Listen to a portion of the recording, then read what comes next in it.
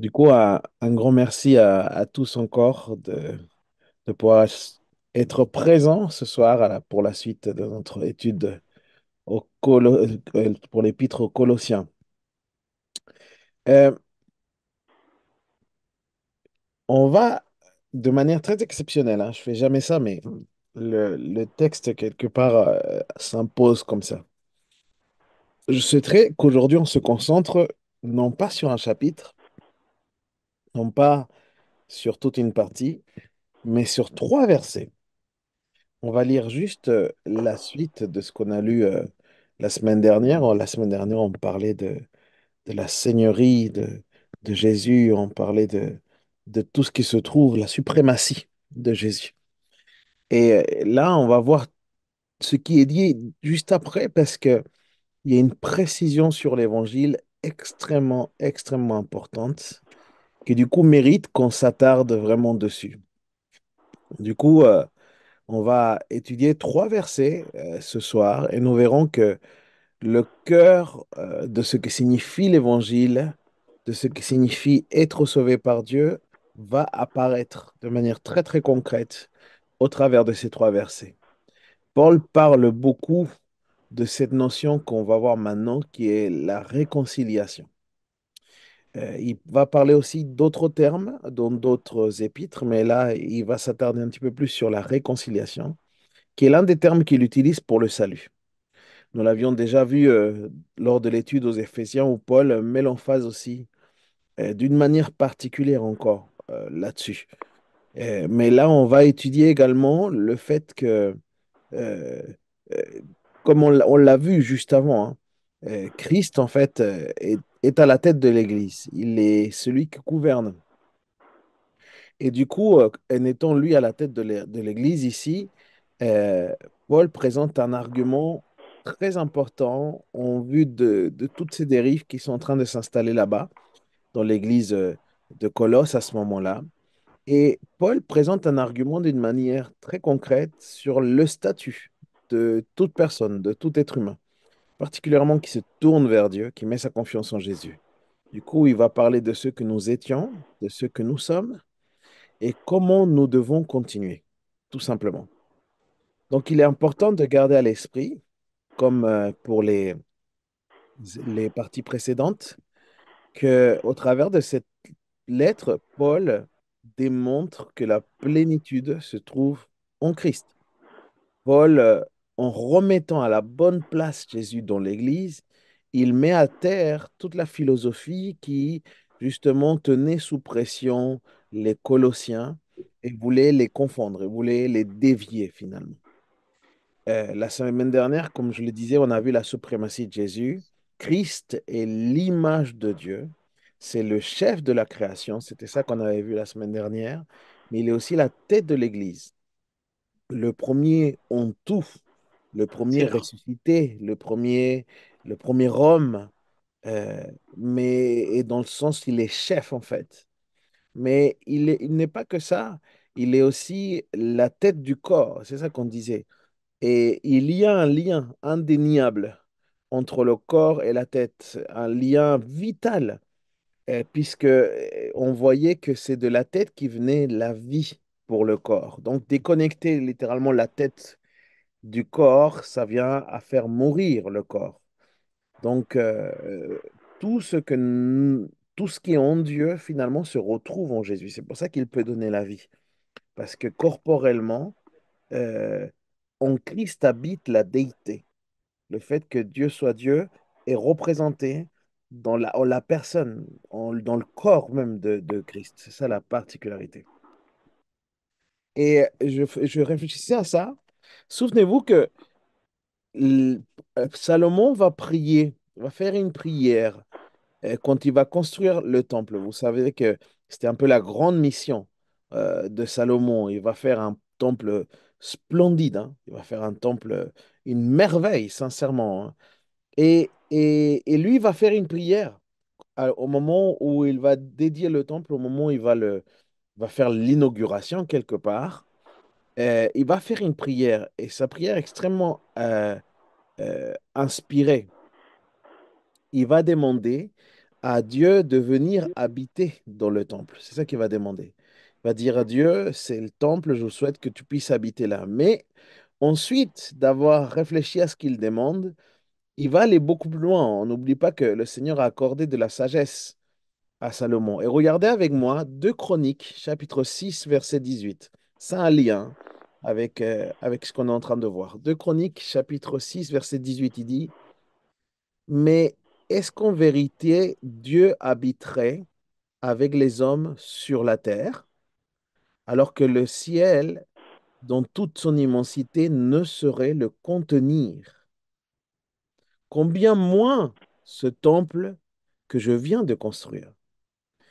Et Salomon dit là que la grandeur de Dieu, la plénitude finalement qui est en Dieu, ne peut pas être contenue dans un lieu, ne peut pas être contenue même sur terre, elle ne peut pas être contenue même dans l'univers. Paul nous dit justement ça, que cette plénitude euh, qui finalement était attendue, ou qui peut-être il souhaitait dans le temple, dans ce grandiose temple, ne pouvait contenir, parce que ni les cieux ni l'univers peuvent contenir la plénitude de Dieu, la grandeur. Mais Paul va dire quelque chose de fort, justement dans ce premier chapitre de Colossiens, on est encore dans ce premier chapitre, au verset 19, rappelez-vous, on l'avait vu, il va dire ceci, il va dire, car c'est en lui que Dieu a désiré que toute plénitude ait sa demeure. Du coup, ce n'est pas effectivement dans un temple terrestre, ce n'est pas non plus dans l'univers, c'est en une personne qui se retrouve la plénitude et c'est le choix de Dieu. En Christ, mes amis, se trouve toute la plénitude de Dieu. Et ça, c'est ce que l'apôtre Paul veut transmettre au travers de toute cette lettre aux Colossiens. Et je pense que c'est important pour nous de le considérer parce que, comme encore une fois, nous, êtres humains, parfois on humanise un peu aussi cette vision de Dieu. Mais Dieu est Dieu et dans son immensité, il a choisi de mettre cette immensité et cette plénitude en une seule personne qui s'appelle Jésus-Christ. Et juste après le verset 20, avant d'attaquer ce qu'on va voir ce soir, il dit, c'est par lui qu'il a voulu réconcilier avec lui-même. Très important ce mot-là. C'est par lui qu'il a voulu réconcilier avec lui-même l'univers tout entier. Et dans le tout entier, quand il parle de tout, il parle de tout. Tout ce que nous, on arrive à voir, tout ce qu'on arrive à percevoir, mais aussi ce qu'on ne voit pas. Il a voulu réconcilier avec lui-même ce qui est sur terre et ce qui est au ciel, en instaurant la paix par le sang que son Fils a versé à la croix. Qu'est-ce qui est intéressant ici pour nous, les amis? C'est que l'œuvre de réconciliation, ce dont on va parler aujourd'hui, l'œuvre de réconciliation a un effet cosmique. En fait, ça a quelque chose qui dépasse même notre univers. Jésus va réconcilier tout l'univers, tout ce qu'il existe dans l'univers avec lui. Et c'est sans doute le summum du plan de rédemption. C'est là la cerise sur le gâteau, c'est même le- le- la chose la plus forte, la plus puissante, un mystère caché qui est là. Il dit un jour, toutes les choses dans l'univers et l'univers lui-même vivra pleinement sous l'autorité de Jésus. Donc la réconciliation que Dieu a faite au travers de Christ a un impact universel. Ça n'a pas d'impact simplement dans le temps, mais ça a un impact dans l'espace. C'est ça qui est fort, c'est ça qui est puissant. Et c'est ce qu'on va essayer de comprendre en quoi ça nous concerne, du coup, nous, dans notre petit test, nous, dans notre réalité. Parce que moi, quand j'étudie quelque chose comme ça, je me dis, mais moi alors, comment est-ce que moi, je peux me considérer face à cette immensité de cette œuvre? Eh ben, Dieu l'a pensé pour nous. Dieu l'a réfléchi, Dieu l'a façonné dans son esprit pour chacun d'entre nous. Du coup, allons ensemble au passage qui nous concerne ce soir, simplement 3 versets, du verset 21 au verset 23. On va lire ensemble. Donc, Colossiens 1, toujours, verset 21 au verset 23. Il y a des choses qu'on peut peut-être surligner. Vous qui étiez autrefois étrangers et ennemis de Dieu. Deux termes très importants. Étrangers et ennemis de Dieu. On va devoir même spécifier qu'est-ce que ça veut dire. Il dit pas n'importe quel moyen. Regardez, il dit par vos pensées et par vos œuvres mauvaises. Vous êtes maintenant réconciliés. Très important. Par quoi?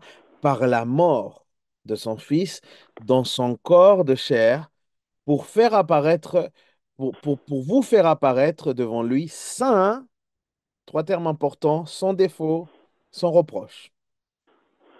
Verset 23. Mais il faut que vous restiez fondés et inébranlables. Deux mots très importants ici, fondés, inébranlables, dans la foi, sans vous détourner de quoi? De l'espérance de l'évangile. Très important. Il vient marquer un point. Je vais vous expliquer pourquoi il titille de cette manière les Colossiens. L'évangile que vous avez entendu, pas n'importe lequel, l'évangile que vous avez entendu, qui a été proclamé à toute créature, un seul évangile, à toute créature sous le ciel, et dont moi, Paul, je suis devenu le serviteur. Vous ne savez pas, et vous allez le savoir maintenant, toute la richesse qu'il y a en ces trois simples versets. De manière très, très pratique, Paul présente son argument encore en réponse à toute cette philosophie qui prétendait qu'on avait besoin de beaucoup plus, que l'expérience chrétienne, que l'expérience de nouvelle naissance n'était pas suffisante. Eh bien, Paul présente un argument et il le divise de cette manière. On va voir ça en trois parties ce soir. Ce que nous étions, on va partir du point de salut avant ou de la réconciliation. Ce que nous étions donc avant la réconciliation, avant le salut. Ce que nous sommes, ce que nous sommes et comment nous devons continuer. Ce que nous étions, ce que nous sommes et comment devons-nous continuer, pardon. Il y a un commentateur anglais qui s'appelle Douglas J. Moo. Excusez mon anglais. Je suis chilien et j'aime l'espagnol. Lui, il va diviser ce passage parce qu'il va aussi étudier ce passage de manière particulière et il va le diviser en trois questions. Très intéressant aussi pour nous ce soir. Qui sont ceux qui sont réconciliés? Deuxième question. Quel est le but de cette réconciliation? Et troisième question. Quelle est la condition pour que cette réconciliation demeure pertinente et efficace? Entre tout ce qu'on va dire, on va aussi répondre à cela. Du coup, si vous le voulez bien, allons sur notre tout premier point, ce que nous étions. Et comme on l'a lu dans ce passage, le verset donc 21 commence, vous étiez autrefois des étrangers. Il y a une autre version qui dit des exclus. Nous étions étrangers. Pour comprendre mieux ce qui est écrit là, on doit essayer de rentrer dans l'esprit de Paul. Et Paul explique des choses très pertinentes à ce sujet sur cette notion d'étranger quand il parle aux Éphésiens. Ceux qui ont fait l'étude aux Éphésiens, ça vous rappelait des choses. Si on va à Éphésiens chapitre 2, versets 11 à 13. On avait étudié ce passage. Éphésiens 2, chapitre 11 à 13. Colossiens, encore une fois, il y a énormément de parallèles avec Éphésiens, donc c'est normal qu'on se réfère à l'un et à l'autre parce que sûrement les Colossiens avaient aussi reçu une part de cette lettre aux Éphésiens. Souvenez-vous que c'était une lettre pour toutes les églises, celle qui avait été envoyée à Éphèse. Donc, les deux lettres ont été dans les mains finalement de nos frères et sœurs de Colosse. Donc c'est pour ça qu'on peut faire ce parallèle en toute liberté avec beaucoup de légitimité. Donc, Éphésiens chapitre 2, versets 11 à 13 nous dit, c'est pourquoi, souvenez-vous qu'autrefois vous étiez identifiés comme non-juifs. Première notion d'étranger. Vous étiez identifiés comme des non-juifs dans votre corps, appelés incirconcis par ceux qui se disent circoncis et qui le sont dans leur corps par la main de l'homme. Verset 12. Souvenez-vous qu'à ce moment-là, vous étiez sans Messie, exclu du droit de cité en Israël. Vous voyez, ce mot-là, c'est le même qu'étranger.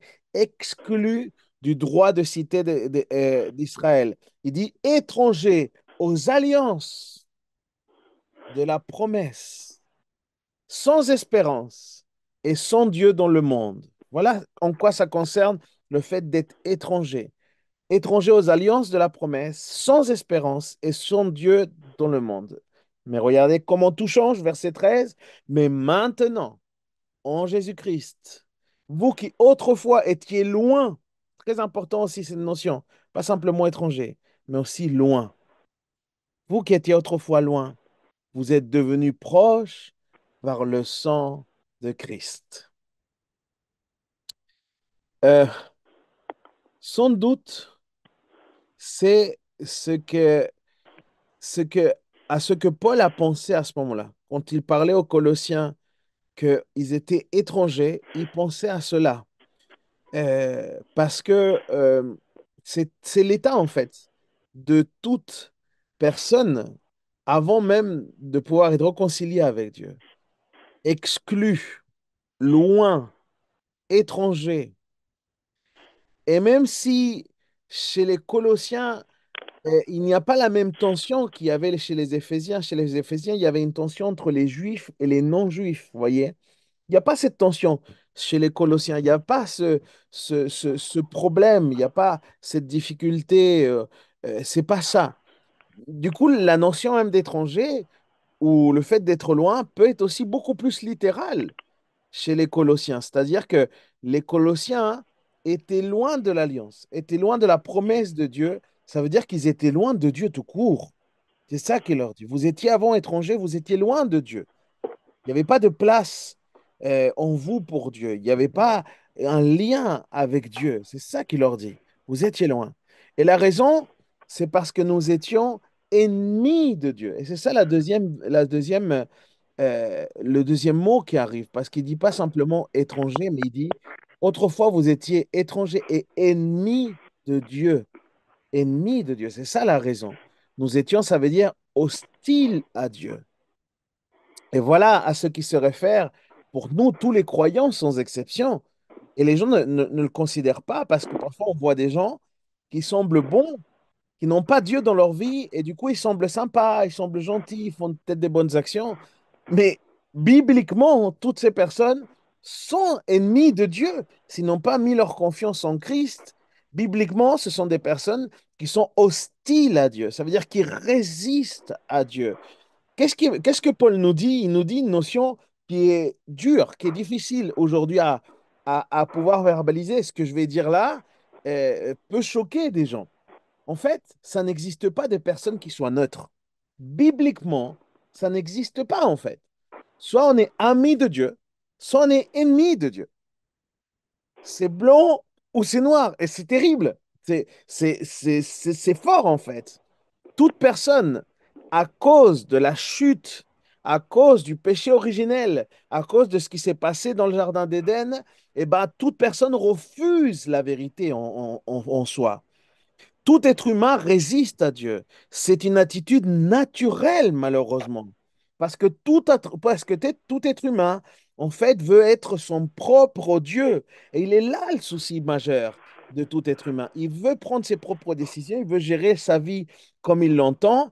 Je vais en parler un peu plus dimanche, quand on va parler de la vraie liberté. Mais il y a ce profond problème chez l'être humain qui est dans sa nature. L'entrée du péché dans l'humanité, mes amis, est sans doute la catastrophe la plus grave que l'humanité a pu vivre. Ce n'est pas Hiroshima, Ce n'est pas les bombes atomiques, ce n'est pas les menaces qu'il peut y avoir de guerre, ce n'est pas ça la plus grande catastrophe de l'humanité. Dans l'histoire de l'humanité, le plus grave, c'est l'introduction du péché dans nos vies, en fait. Et c'est ce qui s'est passé dans le Jardin d'Éden. Et regardez, Paul va dire quelque chose d'encore plus concret. Allez avec moi dans Romains 1, verset 21. Romains 1, verset 21.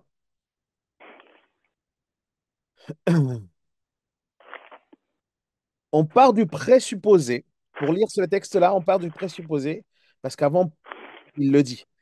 Dieu se révèle. Il se révèle au travers de la création. Il se révèle au travers de l'être humain. Il se révèle au travers de la Bible. Dieu se révèle. Il se montre. C'est pas possible que les gens voient la création et qu'ils se disent pas qu'il y a un créateur. Au fond, ça, c'est un raisonnement qui finalement ne peut pas tenir. Et c'est ça que Paul toujours explique. Et aussi au verset 21, regardez ce qu'il dit. Puisque tout en connaissant Dieu, et ne lui ont pas donné la gloire qu'il méritait en tant que Dieu, et ne lui ont pas montré de reconnaissance. Au contraire, ils se sont égarés dans leur raisonnement. Regardez, toutes ces personnes qui du coup créent un raisonnement pour se maintenir loin de Dieu, se sont égarés dans leur raisonnement et dans leur cœur sans intelligence, a été plongé dans les ténèbres. C'est terrible. C'est terrible. C'est la mauvaise nouvelle. Pour qu'il y ait une bonne nouvelle, d'ailleurs, il fallait qu'il y ait une mauvaise. Et voilà la mauvaise. Mais c'est très intéressant parce que justement, Paul dit aux Colossiens, c'est ce qu'il dit, vous étiez avant ennemis de Dieu par les pensées, par vos pensées. C'est ce qu'il dit dans le verset qu'on lisait tout à l'heure, le verset 21 de Colossiens 1. Vous êtes étrangers et ennemis de Dieu par vos pensées. Donc c'est là ce qu'il dit aussi, c'est des raisonnements et des cœurs sans intelligence. Ça passe par là. Ça veut dire que nous tous, malheureusement, on est solidaires là-dessus. Nous étions loin de Dieu, en opposition à lui. Nous étions ses ennemis. Mais attention, ça va dans les deux sens. C'est ça qui est aussi fort dans l'histoire, les amis. C'est pas simplement nous qui étions ennemis de Dieu. Dieu était aussi notre ennemi. Éphésiens chapitre 2, verset 3. Regardez ce qu'il dit. Nous tous aussi, nous étions de leur nombre.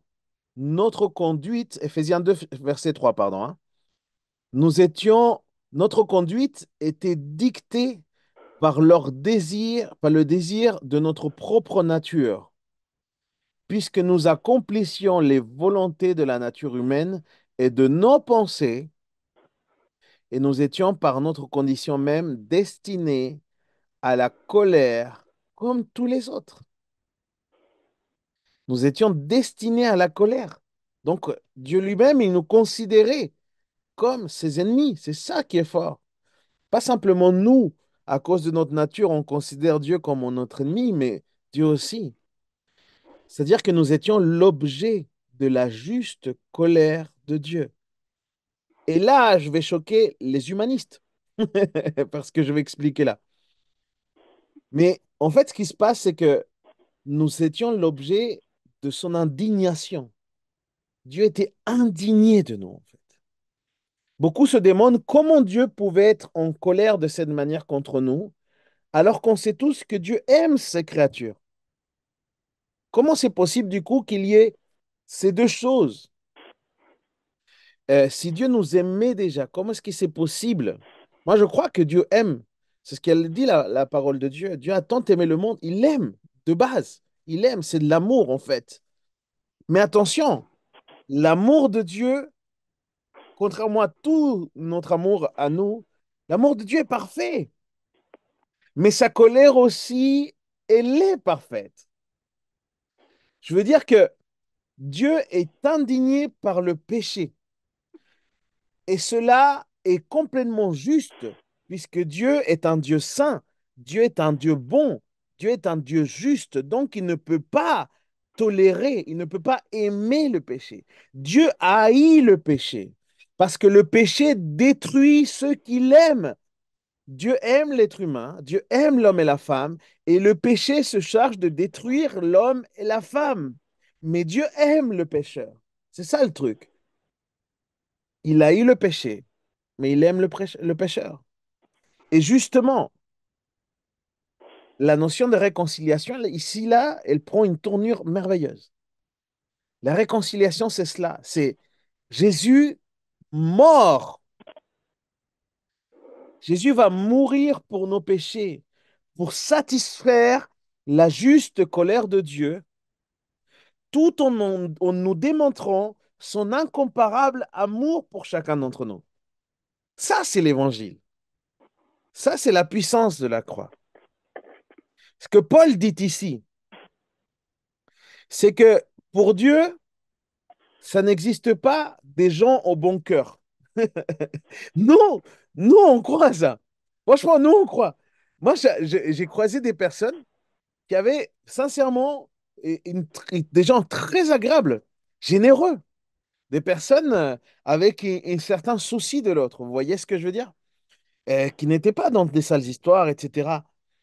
Mais regardez ce que Paul dit ici. Pour Dieu, ça n'existe pas des gens au bon cœur. Ici, au verset 21, il dit que vous étiez autrefois étrangers et ennemis de Dieu par vos pensées et par vos œuvres mauvaises. Et là, c'est très intéressant ce qu'il va dire là. Il donne un diagnostic biblique de l'être humain qui est extrêmement difficile à entendre par tous les humanistes. C'est que le cœur mauvais produit des œuvres mauvaises. Et ce n'est ni toi ni moi qui déterminons celui qui a un cœur mauvais ou celui qui a un cœur bon, c'est la parole de Dieu. C'est Dieu lui-même qui détermine qui a un bon cœur et qui a un mauvais cœur. Et ça se détermine simplement par la présence de Jésus lui-même dans le cœur. Et c'est ça qui vient marteler l'apôtre Paul. Et c'est compliqué, c'est difficile.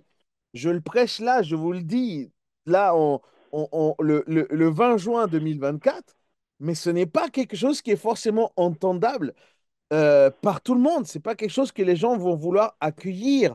Mais un cœur mauvais produit de mauvaises œuvres. Quand nous sommes loin de Dieu, nous sommes ses ennemis. Il n'y a pas d'entre-deux. Et ce n'est pas et ce n'est pas qu'on fait des mauvaises actions et du coup, on devient ennemi de Dieu. C'est pas ça. Non, le problème, c'est dans notre nature. Notre cœur est mauvais et cela nous conduit forcément vers des mauvaises œuvres. À un moment, l'égoïsme va va se manifester chez l'être humain. À un moment ou à un autre, même les gens les plus gentils, sympas, douces, tout ce que vous voulez, à un moment, l'égoïsme, le mal, le péché va se manifester de la même manière qu'il se manifeste en nous. Et justement, parce que le mal se présente, parce que le péché est existant, nous avons besoin de quelqu'un qui nous aide avec ça. Il n'y a personne qui résout cette histoire de péché, si ce n'est Dieu lui-même. En fait, pour être très simple ce soir, tout est une affaire de cœur. Tout est une affaire de cœur. C'est pourquoi nous avons tous besoin de salut, nous avons tous besoin d'un sauveur. Le problème du péché est bien trop grand pour qu'on puisse le résoudre par nos propres moyens. Nous en sommes incapables. Il nous faut une œuvre qui nous dépasse, une œuvre qui nous apporte la rédemption. Les amis, en 2024, il nous faut encore la rédemption. Il nous faut l'évangile. Il nous faut la croix. La croix est encore pertinente parce que nous avons tous un cœur mauvais. Il y a quelqu'un qui a dit ça, j'ai trouvé ça extraordinaire, tellement bien dit. Il a dit, le cœur du problème, c'est le problème du cœur. Le cœur du problème, c'est le problème du cœur. C'est extraordinaire. Je n'aurais pas pu inventer quelque chose comme ça. Je dois rendre à César ce qui est à César. Et l'histoire humaine le démontre, les amis. L'histoire humaine le démontre. L'être humain, au travers le temps, ne change pas. Il y a toujours les mêmes tendances chez l'être humain. L'être humain a une tendance vers le mal. Il est toujours assoiffé de pouvoir. Il est toujours avide d'une vie immorale. Il veut toujours faire au-delà de ce qui est dans le cadre du mariage. Il est toujours avide d'argent. Il y a toujours les mêmes problèmes, que ce soit dans le premier siècle, avant Jésus-Christ ou après Jésus-Christ. Il y a toujours eu les mêmes problèmes parce que le problème, c'est la nature. C'est pourquoi l'œuvre de réconciliation que Dieu fait, c'est la réconciliation de nous qui étions ses ennemis. Et cette réconciliation, elle n'est possible qu'au travers de l'œuvre de Jésus-Christ. Il n'y a pas d'autre moyen, les amis. Il n'y a pas d'autre moyen. Le verset 21, encore une fois. Et vous qui étiez autrefois étrangers et ennemis de Dieu, par vos pensées et par vos œuvres mauvaises, regardez ce qu'il dit. Il vous a maintenant réconciliés. Il vous a maintenant réconcilié. C'est Colossiens 1, verset 21, le verset qu'on était en train d'étudier. Paul parle du salut par différents termes. L'un des termes qu'il utilise, c'est la justification. Ce sont des mots importants, ce sont des thèmes importants. Quand Paul parle de justification, il parle aussi de rédemption, il parle aussi de réconciliation. Mais regardez, quand Paul parle de justification, ça implique que l'être humain est coupable et que du coup, à cause de qu'il est coupable, il doit payer sa dette. Dieu a jugé mes péchés en Christ et en son sacrifice. Et du coup, la justification, c'est le fait que je suis libre de la dette du péché. Ça, c'est le premier terme qui est utilisé. Deuxième terme, la rédemption. La rédemption, c'est le principe que les êtres humains deviennent esclaves du péché. Ce qui dit la parole, on devient esclave du péché. Le péché nous rend esclaves. C'est pourquoi Christ nous libère de cette oppression du péché. Il nous libère de la conséquence même du péché. Donc, je suis libre de l'esclavage du péché. Par la justification, je suis libre de la dette du péché. Par la rédemption, je suis libre de l'esclavage du péché. Maintenant, avec la réconciliation, l'être humain qui est ennemi de Dieu par nature à cause de son cœur mauvais, mais l'œuvre de Jésus, alors que nous étions tous hostiles à Dieu, finalement nous réconcilie avec lui-même. La réconciliation, c'est cette union nouvelle. Dans réconciliation, il y a le lien et il y a le re. Il nous lie de nouveau avec Dieu. C'est ça qui se passe dans la réconciliation. Et c'est pour ça qu'il y a un changement. Il change notre hostilité, pardon, par de l'amitié. Christ donc me fait passer d'ennemi à ami de Dieu. Je passe du camp adverse et je passe au camp de Dieu. Voyez-vous, le salut ne représente pas simplement le fait d'être pardonné de nos péchés, parce qu'il y a beaucoup de gens qui disent, bah, le salut, c'est qu'on est pardonné de nos péchés. Ce n'est pas que ça. Le salut représente un changement de statut complet. On passe de ténèbres à lumière. On passe d'esclave à libre. Par quel moyen? C'est ce qu'il dit au début du verset 22. C'est par la mort de son fils dans son corps de chair, réconcilié par la mort de son fils dans son corps de chair. Ce qui nous amène à notre deuxième point, ce que nous sommes. Parce que nous sommes réconciliés maintenant avec Jésus, avec Dieu, Dieu nous met dans son camp. Et dans son camp, il y a les saints. Et du coup, nous sommes saints. Nous sommes considérés déjà comme saints par Dieu. Parce que Dieu met comme un filtre pour nous voir, le filtre du sacrifice de Jésus, le filtre du sang de l'agneau qui lui est pur, qui lui est parfait. Et au travers de ce filtre, Dieu nous voit saints. Et Paul le dit clairement. Sans la mort de Jésus, il n'y a aucune possibilité de réconciliation. Il n'y a aucune possibilité de salut. L'expression, du coup, par la mort de son corps de chair, signifie que le corps humain, littéralement, de Jésus est bien mort, hein. Christ est réellement mort dans son corps. Christ, à un moment, il a donné un dernier soupir. Et ça, c'est très important pour des gens qui ne considéraient pas que Christ avait été mort. Il y a eu tout un courant d'hérésie dans lequel on ne croyait, soit on ne croyait pas à la mort, soit on ne croyait pas à la résurrection. Christ est bien mort. C'est ça qu'il dit ici, l'apôtre Paul, au travers de cette expression, par la mort dans son corps de chair. Et Paul nous dit la raison de cette réconciliation. C'est très important, la raison de cette réconciliation. Ça faisait partie des questions qu'on avait au début, vous vous souvenez? Au verset 22, il dit, par la mort dans son corps de chair, pour vous faire paraître, voilà l'objectif, pour vous faire paraître devant lui, saint, sans défaut et sans reproche. Ici, l'apôtre Paul, qui est l'auteur de cette épître aux Colossiens, parle bien évidemment du futur, de ce corps que nous allons avoir un jour glorifié. C'est l'espérance chrétienne. Dieu, à un moment, va relever les corps. Les corps vont être glorifiés, c'est l'espérance. Mais il ne parle pas simplement de ça. Parce que pour Paul, quand il parle de salut, il présente toujours une tension entre une notion théologique qui s'appelle le déjà et pas encore.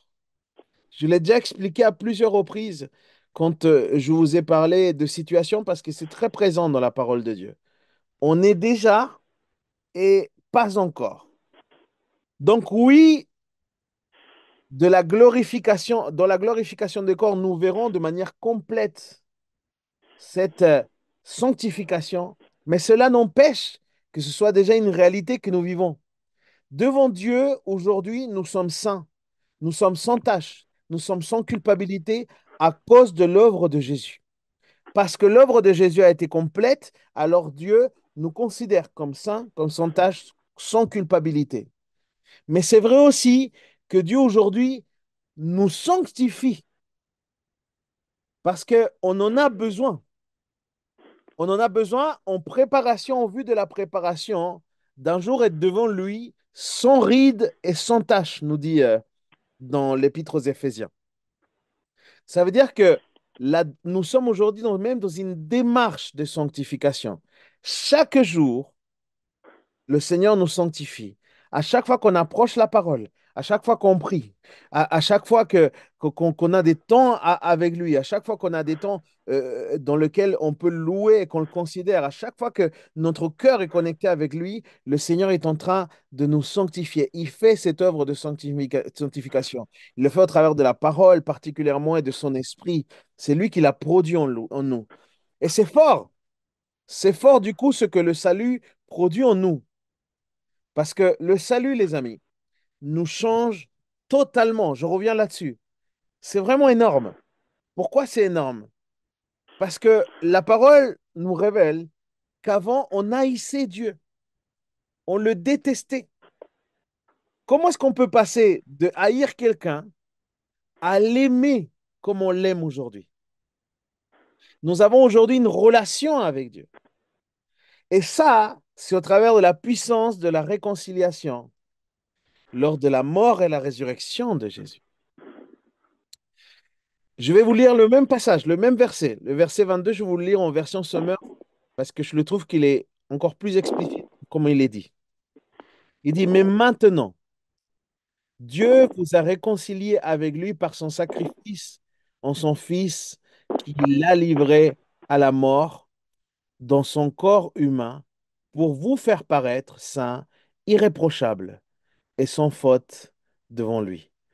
Pourquoi je trouve ça important de cette manière de le dire? Parce qu'on voit encore plus que c'est l'œuvre de Dieu. Ce n'est pas notre œuvre. Nous ne sommes pas capables nous-mêmes de nous rendre saints, irréprochables et sans faute. On ne peut pas non plus nous croire qu'on va y arriver parce qu'on semble faire des choses bien. Ce n'est pas ça. C'est juste le fruit de Dieu. C'est Dieu qui est capable de vrai en nous. Et c'est ça aussi qui démontre que la plénitude est là. Elle est là, la plénitude. Encore une fois, Paul anéantit la philosophie qui demandait aux Colossiens de vivre de nouvelles expériences ou des œuvres particulières qu'ils devaient faire. En gros, comme si Dieu attendait quelque chose de particulier de l'être humain parce que ça ne semblerait pas assez complet ce que Jésus a fait comme œuvre. Non, Jésus a fait tout le nécessaire. C'est ça qui est la vérité. Voilà la vérité. Jésus a fait tout ce qui est nécessaire. Tout ce que nous faisons, nous, n'est qu'une réponse, n'est que le fruit, n'est que le produit de cette œuvre en nous. Notre réponse à son amour, notre réponse à sa grâce, notre réponse à son œuvre. Même plus, encore une fois, c'est Dieu qui le produit en nous. Plus tard, un peu plus avancé, si on va au chapitre 2 de Colossiens, Colossiens chapitre 2, si on va au verset 8 et 9, on va aller jusqu'au 10 même. Regardez ce qu'il dit. Veillez à ce que personne ne vous prenne au piège de la recherche d'une sagesse qui n'est qu'une tromperie et illusion, qui se fonde sur des traditions toutes humaines, sur des principes élémentaires qui régissent la vie de ce monde et non sur le Christ. Car c'est en lui, c'est dans son corps qu'habite la plénitude de ce qui est en Dieu. Et c'est par votre union avec lui que vous êtes pleinement comblés, car il est le chef de toute autorité et de toute puissance. L'apôtre Paul, on va vers là-bas, hein. On n'y est pas encore, mais on va vers là-bas. C'est très, très beau ce qu'on va voir juste après, hein, ces prochaines semaines. Mais voilà où Paul veut les amener. Christ est tout ce que nous avons besoin. Parce que le salut de Jésus impacte notre passé, il impacte notre présent et il impacte notre avenir. Tout est en Christ. Et je vais sur mon troisième point. Comment nous devons continuer? Si aujourd'hui, je suis déjà considéré saint par Dieu et qu'un jour devant lui, je me présenterai sans défaut, alors comment dois-je vivre mon présent? Voilà la question. Et justement, ces deux mots sont très intéressants. Saint et sans défaut. Quand Paul emploie ces mots-là, il ne les emploie pas au hasard. Là, j'ai découvert quelque chose d'extrêmement beau et puissant, les amis. Je ne le savais pas et en étudiant ça, j'ai découvert ça, ça m'a bouleversé. Les mots saint et sans défaut ne parlaient pas nécessairement des religieux, ne parlaient pas nécessairement de ceux qui étaient les pharisiens à l'époque ou de ceux qui se présentaient comme des personnes euh, très très spirituelles, vous voyez? Non. Les mots saints et sans défaut, c'était des mots qui, dans le contexte de Paul, qui est un contexte juif, c'était des mots utilisés pour des animaux qu'on présentait en sacrifice. Regardez la profondeur de tout ça. Paul n'utilise pas ça sans raison. Regardez. Les animaux devaient être saints, dans le sens ils devaient être mis à part. Les animaux qu'on présentait en sacrifice, et on le voit ça dans l'Ancien Testament, on demandait pour des fêtes très particulières juives, certains sacrifices, par exemple pour le pardon des péchés, une fois par an, on devait présenter un animal sans défaut qui était préservé pendant toute l'année, sans aucune tâche et qui était mis à part. C'est les mêmes mots. Et Paul, du coup, ici, il nous dit que vu que nous sommes saints et sans défaut pour Dieu, alors on peut se présenter, on peut se présenter nous-mêmes comme des sacrifices vivants. C'est ce qu'il va dire.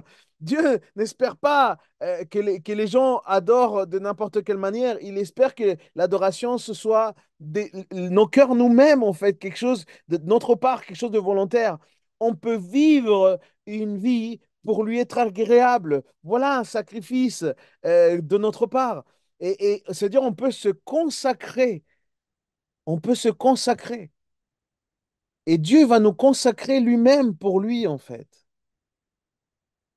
On peut se consacrer en vue de sa sanctification. Je me mets à part pour que lui me sanctifie. Voyez-vous? Et cette consécration, elle concerne tout dans nos vies. Ça veut dire que mon travail, je peux le dire, je le mets à part pour Dieu. Ça veut dire que ma vie au travail, ça va être une vie qui honore Dieu. Ça va être une vie qui glorifie le Seigneur. C'est ça, consacrer ma vie au travail. Nos familles vont être consacrées pour Dieu. Ça veut dire quoi? Ça veut dire je laisse la place à Dieu au centre de ma famille. C'est-à-dire que la parole a une place dans ma famille, dans nos loisirs, dans le fait de se faire plaisir. On va se faire plaisir, on va se réjouir, mais on va être dans la reconnaissance à Dieu. Dans les vacances, dans les vacances, on va dire Seigneur, merci. Tu me fais vivre, tu me fais regarder, tu me permets de me reposer. Tout ça peut être des choses qui sont consacrées. Et tout cela, on le met à part pour Dieu parce que nous sommes réconciliés avec lui, nous sommes en lui. Voyez-vous, les amis? Et c'est dans ce sens que nous sommes saints et sans défaut. Regardez, c'est merveilleux, c'est merveilleux. Un sacrifice qui vient de notre part, un sacrifice qui lui soit agréable, nos vies qui lui soient agréables. Verset 23, il y a un mais. Pour cela, il y a un mais, regardez. Mais il faut que vous restiez, deux choses importantes, fondés et inébranlables dans la foi, sans vous détourner de l'espérance de l'évangile que vous avez entendu. Attention, mes amis colossiens, très, très attention. Vous devez rester fondés et inébranlables dans la foi, sans vous détourner de l'espérance, de ce que vous avez déjà entendu, pas de ce que vous êtes en train d'entendre maintenant, pas sur des tendances qui sont en train d'être dites là parmi vous. Non, non, non. L'évangile que vous avez entendu, qui vous a été proclamé à toute créature sous le ciel, et dont moi, Paul, je suis devenu le serviteur. Un autre commentateur qui s'appelle William Hendrickson, commentateur biblique, il va dire ceci. Il va dire, le salut divin présuppose toujours la persévérance de la part de l'homme. C'est-à-dire, ce n'est pas, ce n'est pas que nous sommes persévérants en vue du salut. Ce n'est pas ça. Mais c'est le contraire. C'est à cause du salut que nous persévérons.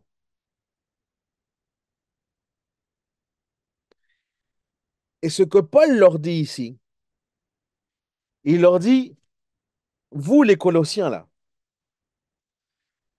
arrêtez d'aller à gauche et à droite. Arrêtez d'ouvrir vos oreilles à des choses qu'il ne faut pas ouvrir. Ne bougez pas de ce que vous avez cru. Ce que vous avez cru était le fondement. C'était ça qui doit rester inébranlable.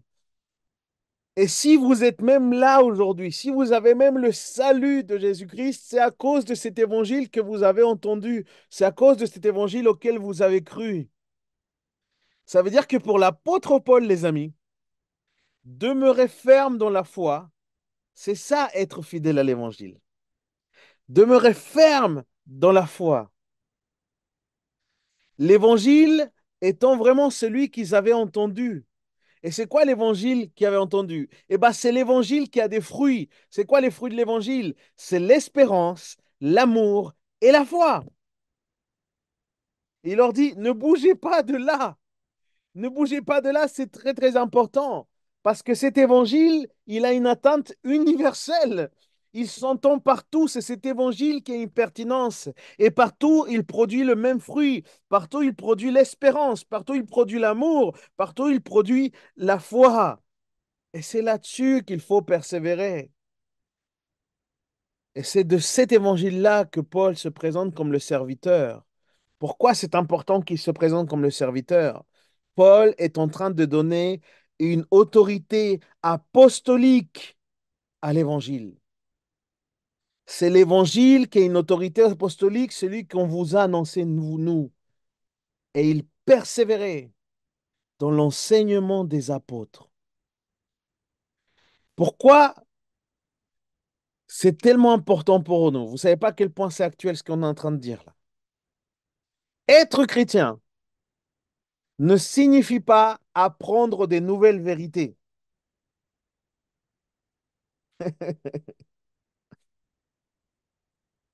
Être chrétien, ça veut dire demeurer ferme dans les vérités de l'Évangile.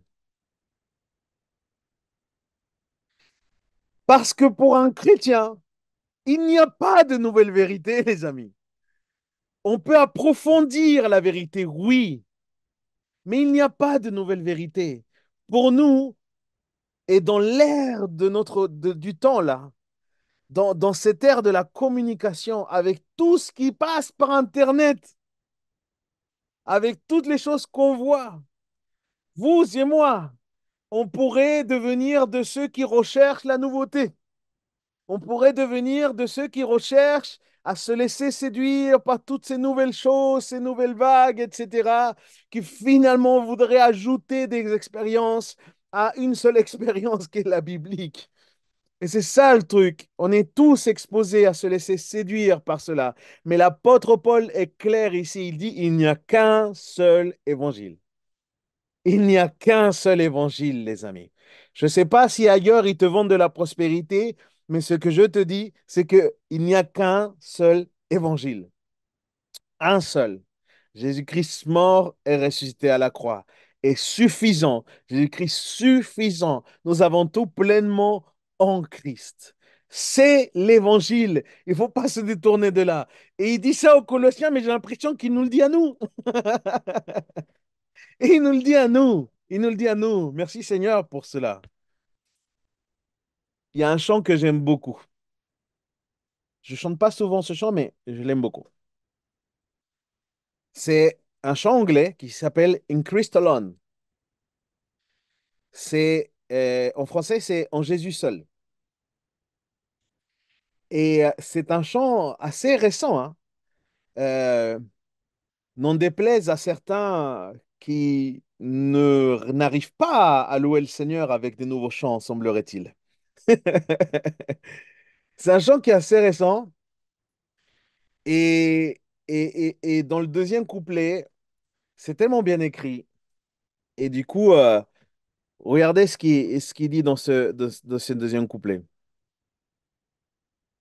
Il dit, En Jésus seul, Dieu s'est fait chair dans un enfant auquel mystère.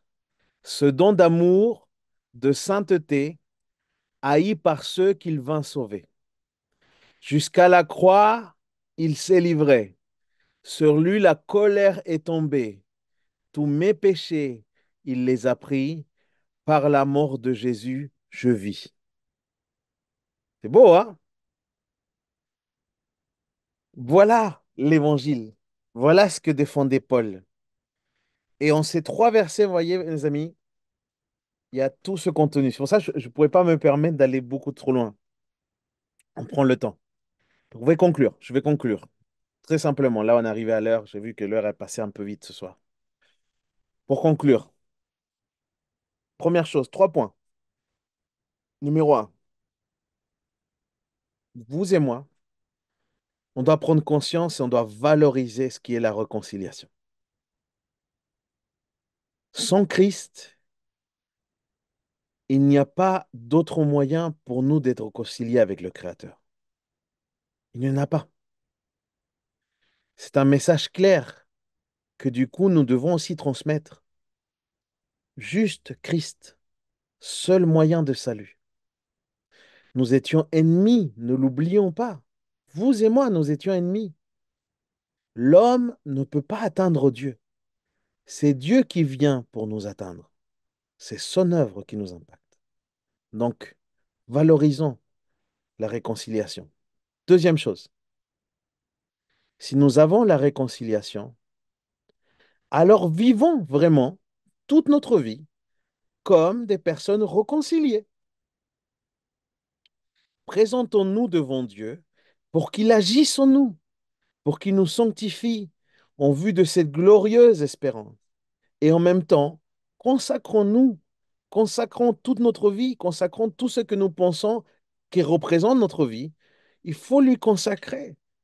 C'est ça, être réconcilié avec Dieu. Troisième chose, demeurons fermes dans la foi, dans le seul évangile transmis par les apôtres, et ne nous laissons pas séduire par d'autres choses pour compléter une soi-disant expérience qu'en fait est déjà complète en Jésus-Christ. Amen.